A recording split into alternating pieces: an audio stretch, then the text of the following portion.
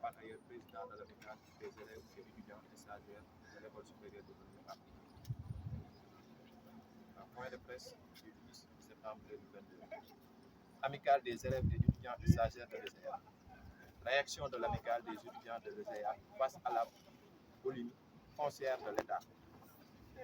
L'amicale des élèves et étudiants et stagiaires de l'ESEA exprime son indignation et condamne fermement l'action de l'État du Sénégal, allant dans le sens de l'octroi d'un bail de 8600 m², soit 0,86 hectares, 6 à Mermoz, dans l'assiette foncière de l'école supérieure d'économie appliquée à l'entreprise certaine.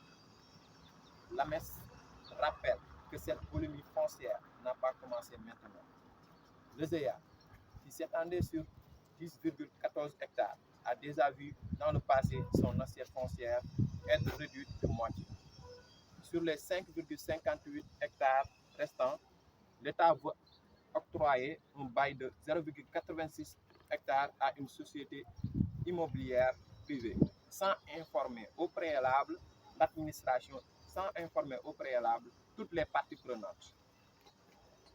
Ce qui constitue non seulement un manque de considération, mais une menace pour le bien-être des étudiants et leur épanouissement intellectuel.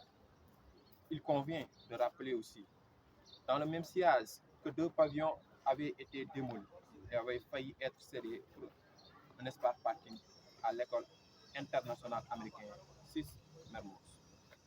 En outre, nous avons entendu le discours du directeur du domaine parlant d'un soi-disant projet de délocalisation de l'ESEA à Diamniadio. Nous rappelons que nous ne sommes pas au courant de ce projet. Nous n'avons jamais été consultés et que même si c'était le cas, nous n'accepterons pas que l'ESEA soit délocalisé et son site actuel au profit des structures privées.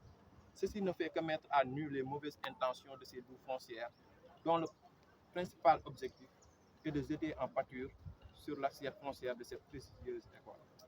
En effet, ces prédateurs du foncier sont tout simplement en train d'anéantir les efforts de développement qui ont été enclenchés depuis 1963 et qui font des résultats probants du jour le jour.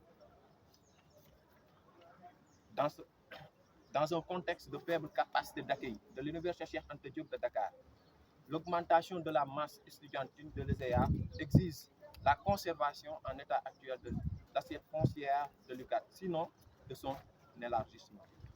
Eu égard de cette forfaiture administrative impardonnable, l'AMES se voit dans l'obligation de mener des actions fortes pour arrêter ce projet, à savoir le boycott de la rentrée et de paralyser les stages.